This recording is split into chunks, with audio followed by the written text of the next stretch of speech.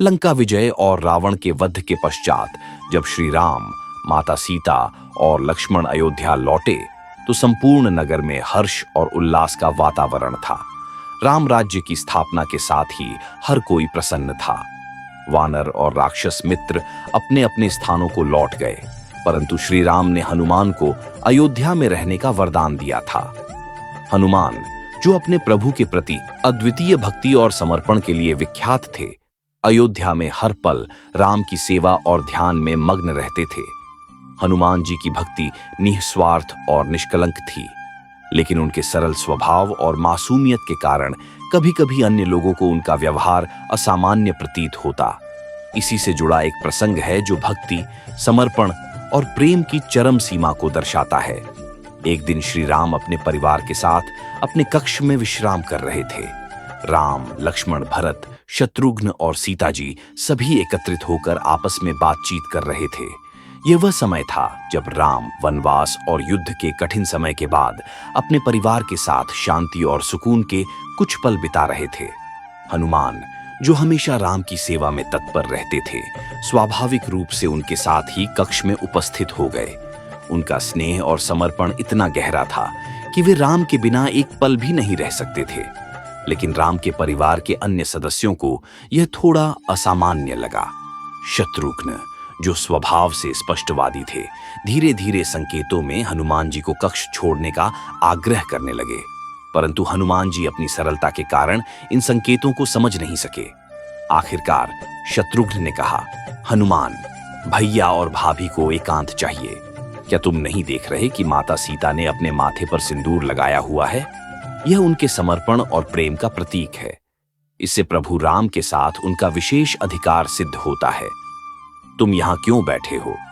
हनुमान जी ने यह बात ध्यान से सुनी और गहराई से समझने का प्रयास किया। उन्होंने राम जी से पूछा, प्रभु, क्या यह सच है कि सिंदूर लगाने से आपकी कृपा प्राप्त होती है और आप अधिक प्रसन्न होते हैं? श्री राम ने मुस्कुराते हुए उत्तर दिया, हाँ हनुमान, यह पतिव्रता स्त्रियों के प्रेम और निष्ठा का प्रतीक है। सिंदूर उनके समर्पण और सतीत्व को दर्शाता है। हनुमान इस उत्तर से बहुत प्रभावित हुए और वहां से प्रणाम करके चले गए। उनके मन में राम की कृपा पाने का यह नया मार्ग कौतूहल और जिज्ञासा का विषय बन गया। अगले दिन पूरे नगर में हलचल मच गई। लोग शिकायत लेकर राम के दरबार में पहुंचे। नगर के व्यापारियों ने बताया कि किसी ने रात भर उनके भंडारों में उत्पात मचाया और वहां रखा सारा सिंदूर उठा लिया। श्री राम ने जब यह सुना तो उन्होंने सैनिकों को आदेश दिया कि इस मामले की जांच की जाए। अभी सैनिक कुछ कार्रवाई करते तभी हनुमान दरबार में उपस्थित हुए, पर उनका स्वरूप देखकर पूरी सभा आश्चर्यचकित रह गई। हनुमान जी का पूरा शरीर सिंदूर से पुता हुआ था। उनके बाल, चेहरे और पूरे अंगों पर सिंदूर की मोटी परत छड़ी हुई थी। उनकी चाल से सिंदूर की धूल हर ओर फैल रही थी। सभा में सन्नाटा छा गया। लक्ष्मण ने हंसी रोकते हुए पूछा, हनुमान, ये क्या किया? ये कैसी वेशभूषा है? हनुमान ने मुस्कुराते हुए उत्तर दिया, भैया, कल प्रभु ने बताया कि सिंदूर लगाने से वे प्रसन्न होते हैं। माता सीता ने अपने माथे पर थोड़ा सा सिंदूर लगाकर उनकी कृपा प्राप्त की है, तो मैंने सोचा क्यों ना मैं पूरे शरीर पर सिंदूर लगा लूं, ताकि मुझे हमेशा उनकी कृपा और निकटता प्राप्त हो। यह बात सुनते ही सभा ठहाकों से गूंज उठी।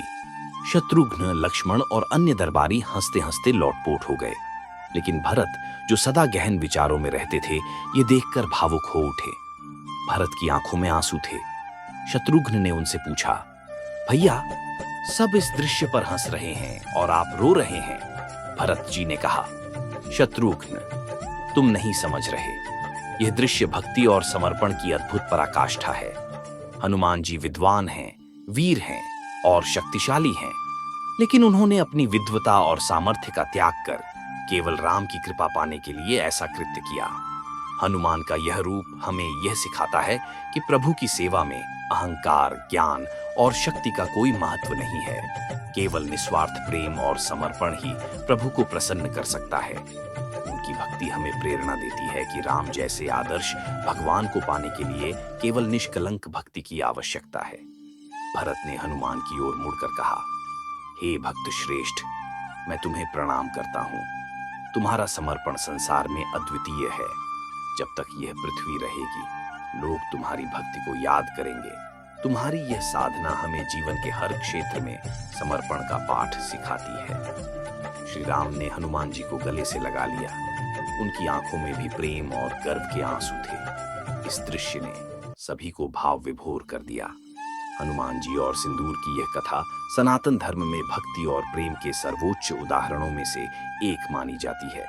इसका वर्णन तुलसीदास द्वारा रचित रामचरितमानस के सुंदरकांड और उत्तरकांड में मिलता है।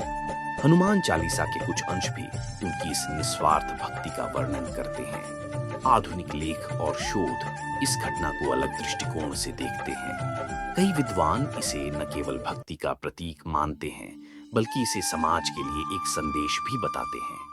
हनुमान जी का सिंदूर में लिपटना यह दर्शाता है कि भक्ति केवल बाहरी प्रदर्शन तक सीमित नहीं होनी चाहिए, बल्कि वह हृदय और आत्मा से उत्पन्न होनी चाहिए। ये घटना हमें यह भी सिखाती है कि जीवन में किसी भी लक्ष्य को प्राप्त करने के लिए सच्चे समर्पण और निष्ठा की आवश्यकता होती है। चाहे वह आध्यात्मिक साधना हो, व्यवसाय हो या व्यक्तिगत संबंध, सफलता का मूल मंत्र निस्वार्थ समर्पण है।